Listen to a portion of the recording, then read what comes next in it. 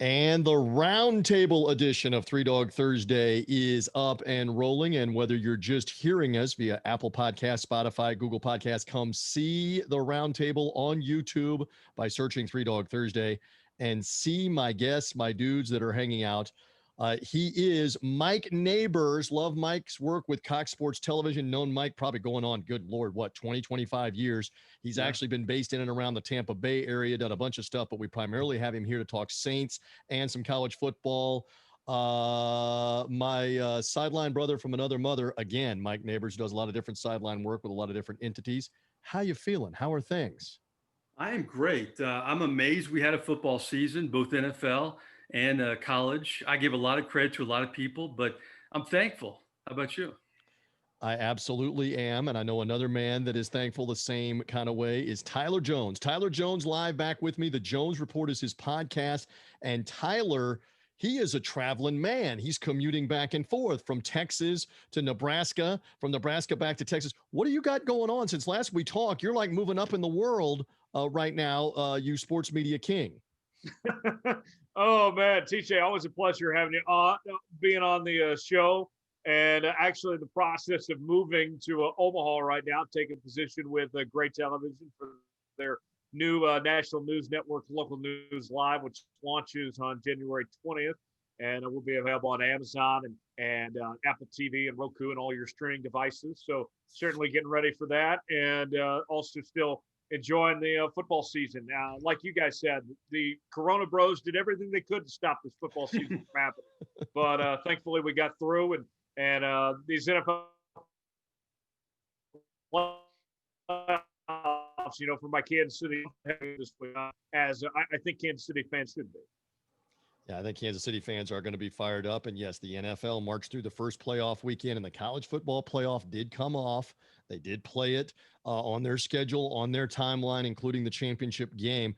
Let's pick it up right there and jump right in, because obviously the debate right now after Alabama smashed Ohio State the other night, I think most everybody believed outside of the state of Ohio that Alabama was going to win that game. They did. So I don't think we have to cover that a ton. The Tide did what we thought they would do. Let's talk big picture perspective here. And as I share the screen, there is Nick Saban, having won now 6 national titles at Alabama, having also won one at LSU.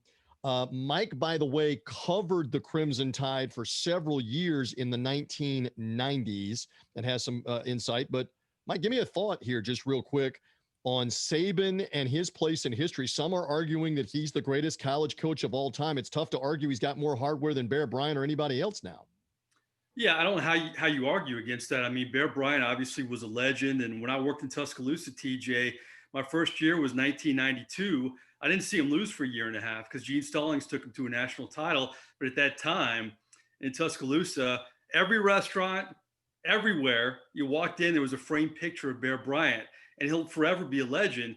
But Nick Saban's a better head coach than Bear Bryant, because I think during these times, Bear Bryant didn't have to deal with all the things that Nick Saban has to deal with. I mean, the transfer portals, all these crazy social media deals with athletes, this ever-changing landscape. It was more traditional with Bear Bryant. You give Bear Bryant credit for being obviously ahead of his time in recruiting black athletes and being an innovator at many levels. But I think Nick Saban, how do you argue that he's the best of all time? And I think the big question is, how long is he going to keep this up? I mean, I could see him going maybe another 5 years. Can he do another 5 years? And if he goes 5 years, is that at least 3 more titles? And if he does that, I don't know how anybody ever catches him. I hate using the word never in sports, but that's going to be really tough.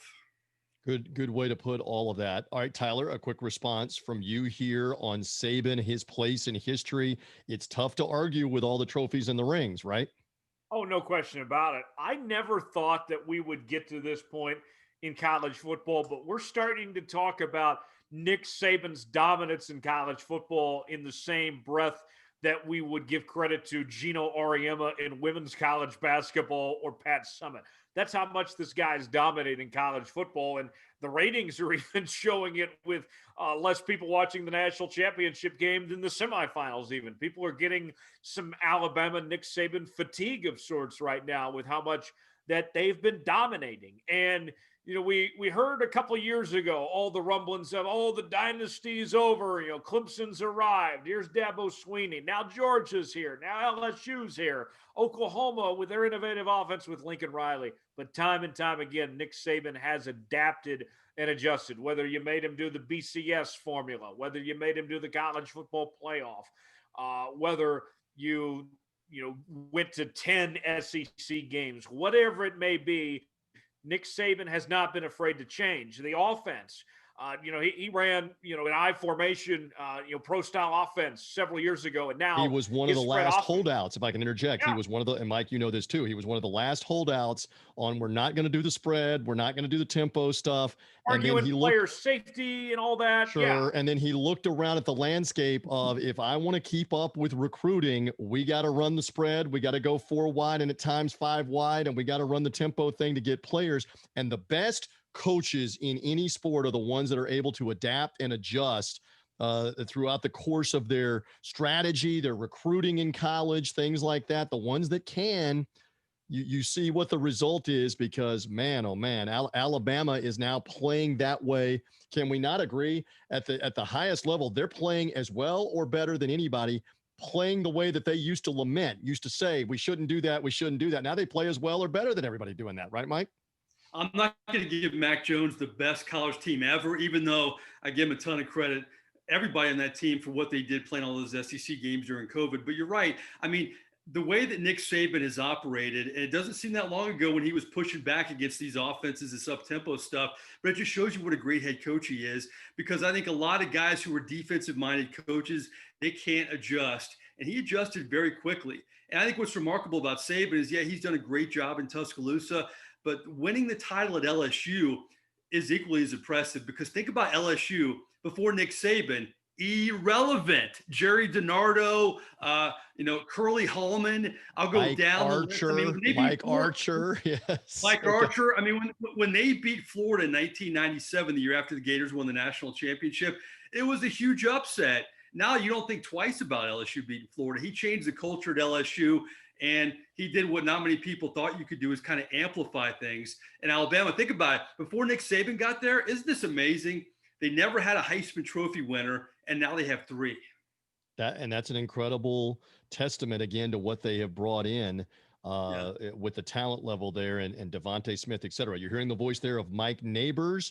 Love his insight. Cox Sports Television in New Orleans. Mike does a bunch of different freelance stuff in and around the New Orleans Saints, including a podcast that he'll tell you about. He's also got a very unique new online sports angled venture, a great content piece called Aaron's, ERRANDS, Aaron's, that I want him to tell us more about here in a little bit. Tyler Jones is also with me. Tyler Jones live in the Midwest.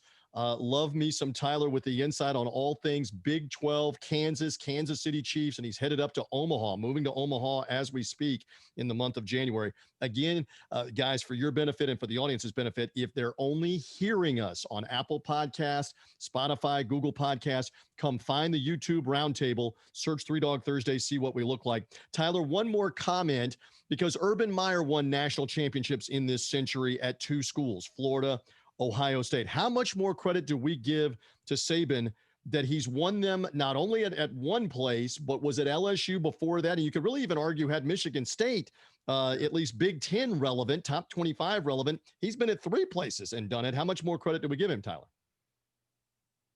Oh, we ought to give him as much credit as humanly possible. Even the NFL time that he had with the Miami Dolphins, people like to rewrite history. Saban didn't fail at the Dolphins. He left for a better job in a 10-win season there. I mean, if he would have stuck it out and brought in Drew Brees, I think he'd still be in Miami right now, in all honesty. So the coaching career of Nick Saban is second to none. I love what he's done.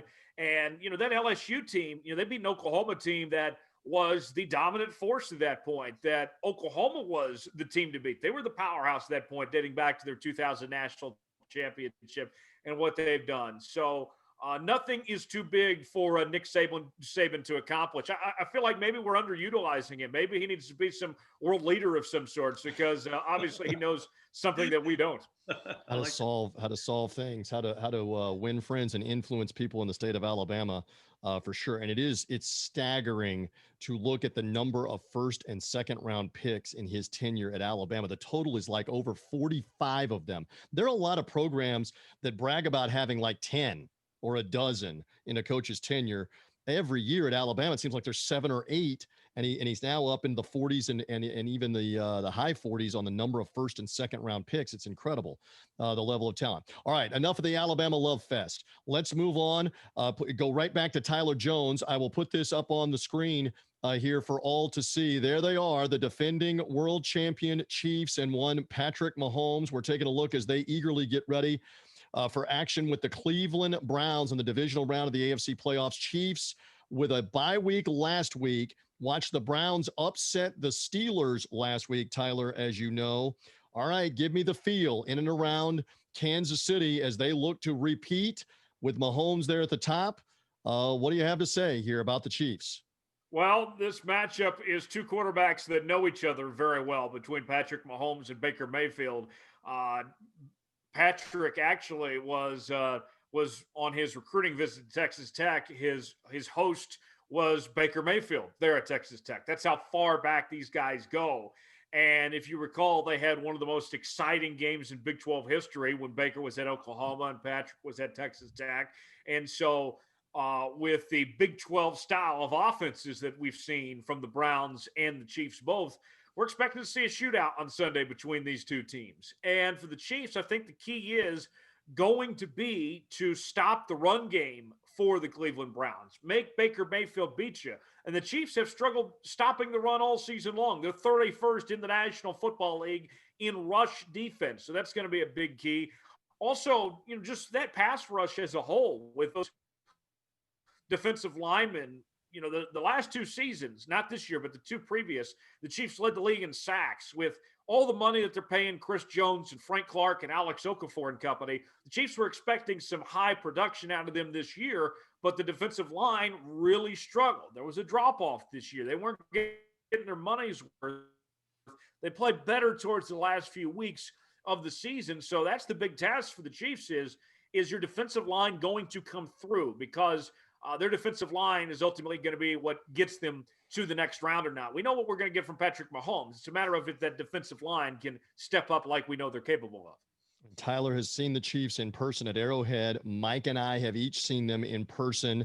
I saw them back in November at Raymond James Stadium when they throttled the Bucs. Tyreek Hill had 200 yards receiving, as Mike knows, in the first quarter of the game. Mike, you saw them in December then, right after that, in the Superdome.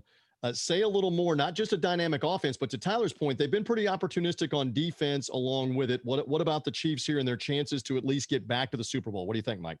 Yeah, they're great chances, obviously. I think the thing about the Chiefs, and Tyler may agree or disagree with this, I just think their biggest problem is, do they get bored of beating people up? Because it looks like at times that Patrick Mahomes, he makes it look so easy out there, and they've dominated so much. It just seems like they know they can come back at any time, and they've showed that this season. No matter what the circumstance is, especially against the Falcons this year, the Falcons had them on the ropes, but then Mahomes just methodically comes back and they win that game. So yeah, defensively, I agree with Tyler and everything he said about some of their shortcomings, but not many shortcomings on this football team. I think their biggest obstacle when you try to repeat, obviously you have, some of that carryover, hangover type thing when you win a Super Bowl. But I wonder if they're bored, Tyler, because when you play with fire that many times too, does it get a team like that in trouble because they know they can bail themselves out every time pretty much? And let's also put it this way. That's a good point. But let's put it this way. They didn't play last week, so they've been waiting to play, and Cleveland did play in a wild game. How much credence do you put into that for both the Chiefs and really the Packers? They have the same thing hosting the Rams, which we'll talk a little more about towards the end here. But for the teams that didn't play, is that a disadvantage a little bit, Tyler? What say you here? Well, Andy Reid is the best coach in the league when it comes to coming off of bye week. So I don't think that's a problem for the Chiefs. We did see with the Ravens last year, they were playing red hot going into the postseason, had that bye week, and then the Titans came in and punched them in the mouth a bit. So good point. It really just depends on the team. I wasn't going to come here without some numbers. And here's what I want to look at with the Chiefs. Please clean this show up and bring some stats and info, please. Yes. When you say that the Chiefs may be playing down their competition or getting bored, remember They have led in the fourth quarter against the playoff teams that they have beaten this year by 10 points or more in all 4 of those games. Mahomes' completion percentage was 70% in all 4 of those games. His touchdown to interception ratio was 12-0. His quarterback rating was 118.6. And even in the non-playoff teams, 10-1, 26-6 touchdown to interception ratio, 104.2 quarterback rating.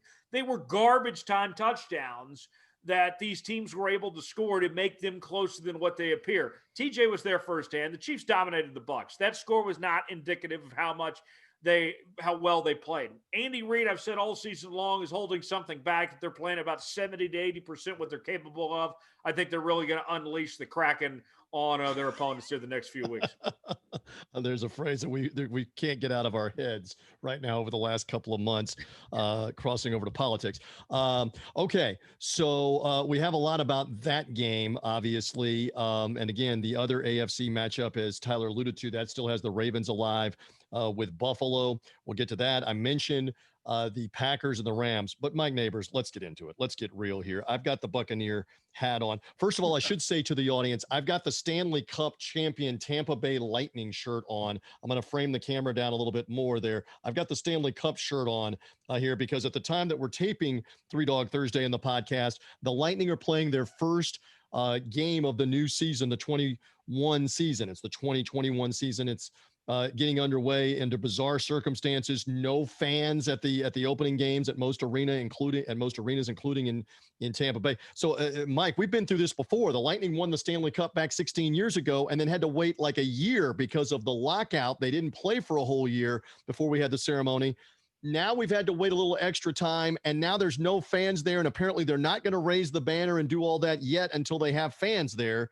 So this is crazy, but just a little hockey talk real quick. Mike Nabors. Well, it's amazing. I used to work for the Lightning around that time when they won the Stanley Cup, and a great organization. And I understand for TV purposes why you probably need to lift the banner up, but you know how great the organization is. When the fans are allowed to go back in, they'll do something special for the fans. But I'm wondering if the Lightning win and they repeat this year, I'm going to brace myself. There's going to be something weird to happen after the season because we've seen it twice now. It's got to keep happening. It's a trend, right?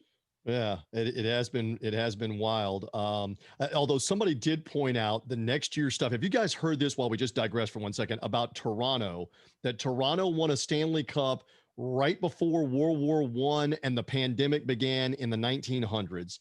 And then what was it? The Blue Jays win.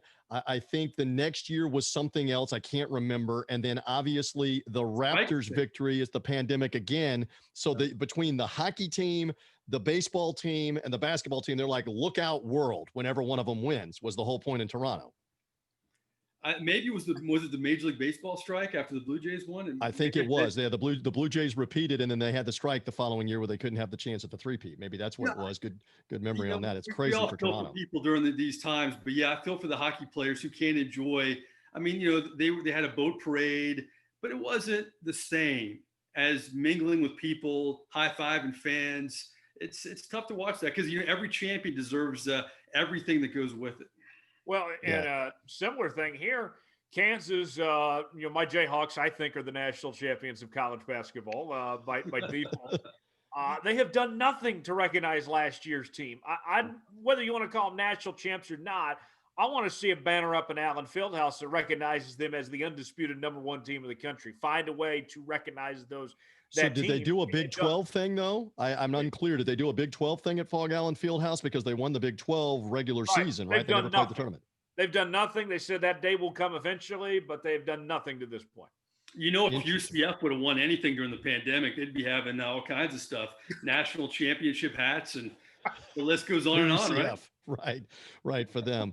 There's for a lot of them. All right. Okay, so let's get to the main event here now that we've talked about other things. Mike, I'm going to share the screen here with the audience and show them what you're up to because you're obviously close to everything going on with the New Orleans Saints. You were covering last week's playoff win over the Bears. You always have post-game conversation with Drew Brees that we're watching on screen here on the YouTube roundtable through your duties with Cox Sports Television. There's Mike and Drew Brees up on the screen having a little post-game chat after the win over the Bears. Here we go. Saints, Buccaneers, third meeting of the year. The Saints, the word is embarrassed. It's the right word. The Saints embarrassed the Bucs in November on national TV with a 31-0 halftime lead and a blowout win. So now here we go with number 3. Tell me what you saw out of the Saints game last week with Chicago and what you expect to carry over from that game, if you would, Mike. Well, first of all, I was really excited about that second matchup in Ray J Stadium, and we were let down. I don't think we're going to be let down this time. I think we're going to get a much better game. But what I saw, TJ, against the Bears last week in the Superdome was the Saints defense that I still feel like nationally doesn't get enough credit. Nationally, when you think of the narrative with the Saints, Drew Brees, Sean Payton, high-powered offense, Alvin Kamara, Michael Thomas, but the defense has carried the New Orleans Saints in all their glory the last couple of years. When Teddy Bridgewater filled in last year and they went 5-0, Bridgewater was great, but the defense was the story. Same with Taysom Hill this year. He steps in for Drew Brees, goes 3-1. It was the defense.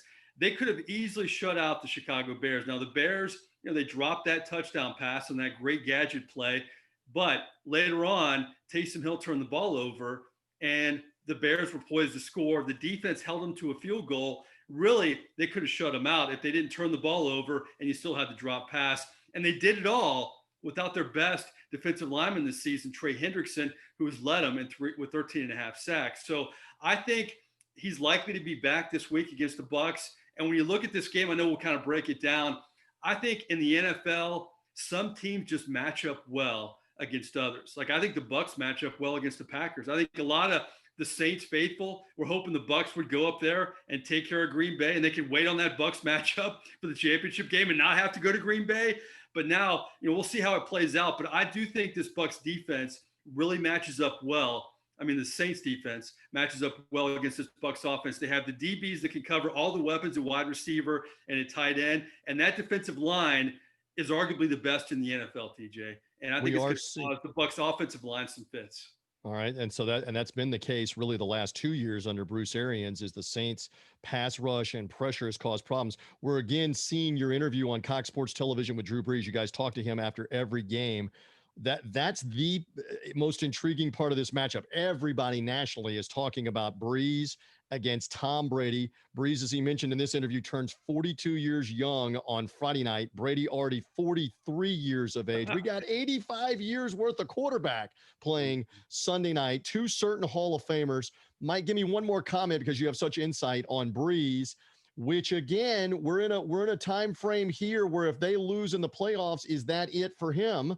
Or not, which could happen this week, could happen somewhere down the road. But give me some insight because you've been around Brees for the better part of 15 years. Well, health-wise, I think he is much better than he was a couple weeks ago. The proof, and I didn't agree with this, late in the ball game, the game is in hand. He tries to go up and over on the goal line against the Chicago Bears. He doesn't get it, which is the first time I've ever seen Brees not get it on that play. But he told me afterwards, he told Sean Payton, I can make it. Now, he's really careful with his body right now. He knows this is probably his last run. And I do think he will retire after the season, win or lose against the Tampa Bay Buccaneers. I think he almost retired after last season, had a great chat with him at the Pro Bowl a year ago. TV networks really wanted him. They were bidding for him, but his teammates took him aside and said, listen, we have all the pieces in place to make one more run and keep this team together. And I think that's what kept him in New Orleans. But I would be shocked, win or lose, if he doesn't retire after the season. But as I mentioned, I think he feels better, and we'll see how that contributes to the game this week because he looked as good as he has coming off the rib injury against the Bears in the playoffs. All right, fair enough on that. Let's move on to a possible underdog prediction. It is 3-Dog Thursday and the underdogs. I think you understand where the allegiances lie here with Mike covering the Saints, with me with the Bucs. I even, Nabors, have the Super Bowl champions hat for good mojo in the shot back here, just to try to bring out some good vibes here for the Bucs. All right, so Tyler Jones, we're going to get a free plug-in for our sponsors at WynnBET. Again, we've told you already about WynnBET earlier in the podcast. You get a $500 risk-free bet with WynnBET. They are sponsors on the Sports Gambling Podcast network of shows, which we're affiliated with. Let's take a look at the lines for the underdog possibilities for this weekend. Tyler, I want you first. We're looking at the WynnBook lines here on the 3-Dog Thursday roundtable right in the middle. The first game has the Rams getting 7 at Green Bay. Game time temperature, not as bad as what had been forecast earlier. It's probably going to be in the 20s for kickoff. Not like it's going to be 75, but it's going to be in the 20s. LA's still going to be cold. Buffalo playing that night, hosting Baltimore, laying the 2.5 points. Lamar Jackson and company probably playing in snow. They're talking about an accumulation of maybe a half inch to an inch of snow for Baltimore getting 2 points. The Browns, I don't think Tyler's taking the 10 with Cleveland. Maybe you do think they'll hang in with Kansas City, but that's a 10-point spread for the Chiefs at home. And the Buccaneers right now on the win bet line getting 3 midweek at New Orleans, which seems fair with the home field advantage, et cetera. All right, Tyler, you're looking at all of those lines. I don't think you're going to take the Browns. Out of the other 3, which one stands out as a possible underdog? Well, the underdogs did pretty good last week against the spread in these NFL playoff games. But, I like Buffalo over Baltimore. I think they take care of business. I don't think 2.5 is too much there. But the game that intrigues me, I guess I get to be the deciding vote between you two, is the Bucs at 3 points. I think the Saints could still win this by just 1 or 2, and that wouldn't be crazy here. That's what I'm looking at, is that 3-point margin. I think that the Bucs are a whole lot better football team than the previous 2 meetings. The Saints are playing better themselves too, even with Drew Brees not at full strength. Everyone else around him has come together. You look back at that game on Christmas Day against the Vikings. Brees did not play well, and everyone else was just phenomenal. It's something else what the Saints are doing right now, but with the way the Bucs have improved or coming together, I like the Bucs within that 3-point margin to make it interesting. Hard to beat a team 3 times too. No doubt. And Alvin Kamara scoring 6 touchdowns on Christmas Day. Mike Nabors, do you own a pair of green and red cleats the same way that Kamara does? Do you often pull those out, in and around the holiday time right now? Was he stealing from your fashion mojo, Kamara? He's an originator. He knows better than that. I do not. But I will say this. Tyler brought the stats. This is my favorite stat when it comes to the Saints and the Bucs. Since 1970, 21 times a team has beat another team twice during the regular season. And in terms of beating them 3 times, it actually favors the team that has won twice. 14 times they have gone on to beat them 3 times. Only 7 times have they not done it. So I was surprised by that stat because I agree. I think a lot of this stuff goes away when the game starts. You don't remember, we lost to them. You're focusing on the game. But I think preparing, and I also think the longer this goes, you get momentum. The Saints get momentum. We got these guys 3 times. I think there's different levels of it, but I think a lot of it's overrated. But I was surprised by that stat because if you were to ask me, I would have thought maybe it's harder than that. Okay, and it's a good point, and I was bringing up that very stat earlier in the podcast before you came on. The last 3 situations, it has favored, exactly as you said, the team playing to go 3-0, the team that won the previous 2 games, including you were there for the Saints beating the Carolina Panthers 3 years ago for the 3rd time in the Superdome. The last time is the 2007 New York Giants. Eli Manning, Plaxico Burress, Michael Strahan, Tom Coughlin. They beat the Dallas Cowboys when the Cowboys had beaten them both regular season meetings. They went on to win that game, the NFC title game at Favre in Green Bay in the frozen tundra in overtime, and then beat the 18-0 Patriots in the Super Bowl. Who knows what's going to happen out of Brady TJ, and Brees? It's just interesting. The one outlier here, all those stats we're throwing out, it's never happened to Tom Brady. It's never happened. That's true. To him. So and that's what anytime makes it's never the game happened. fun. Well, and keep in mind here, no matter what happens, you're sitting in on the oldest quarterback to lead a team to the NFC Championship game, much less the Super Bowl. Either one of them that gets that. How about that?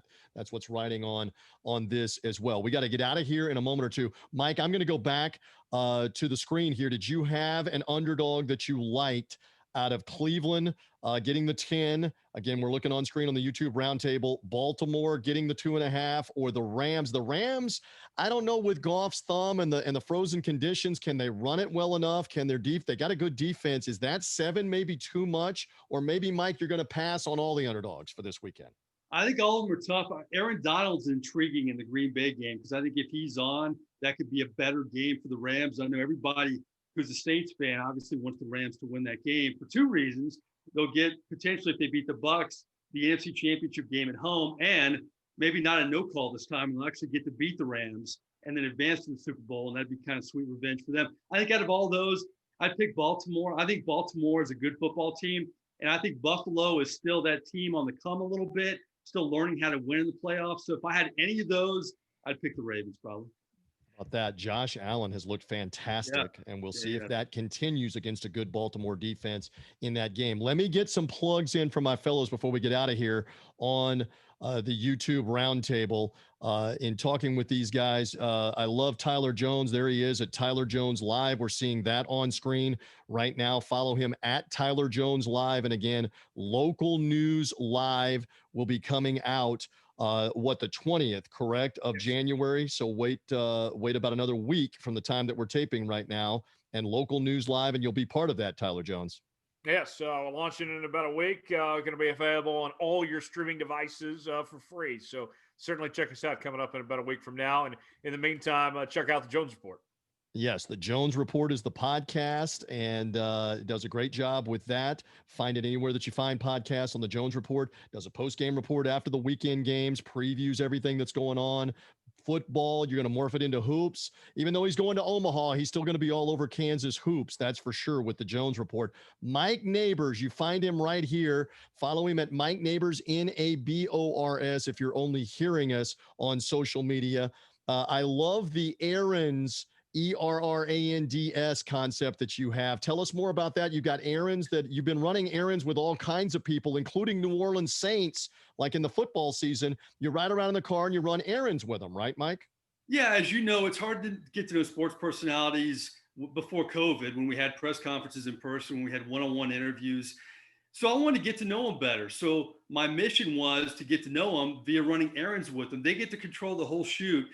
We pick 3 errands, sometimes 2 errands, depending on how much time we have. And, the errands are great.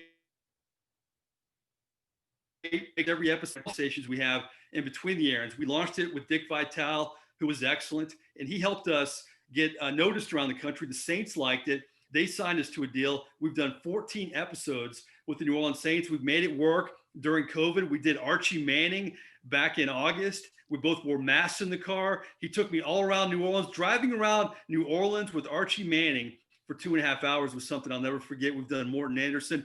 We just taped our most recent one with Garrett Hartley. He had that big kick, of course, to take the Saints to the Super Bowl back in 2009. The Saints like the concept. We're going to move forward with more, and we're talking to universities about doing this and cable companies around the country. So it's been a lot of fun. I appreciate the plug. Pretty cool. For Errands, ERRANDS is the name of that show with Mike Nabors.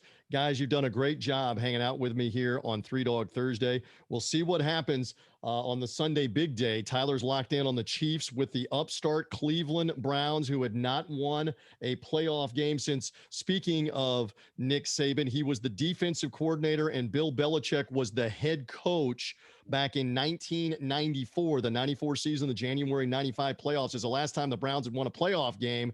Now they come back around to play the Chiefs. Bucs hadn't won a playoff game, Mike Nabors, since the Super Bowl in San Diego. Now they got one, and they'll play the Saints, both of those games on Sunday. Boys, thank you. I appreciate you hanging out on Three Dog Thursday. Good luck with all of your endeavors. I appreciate your time here. Let's hope we have some exciting games this weekend in the NFL playoffs. Enjoyed it. Looking forward to it. Thank you, guys. And our senior handicapper from MajorWager.com, Brian Edwards, is coming back straight ahead here on Three Dog Thursday.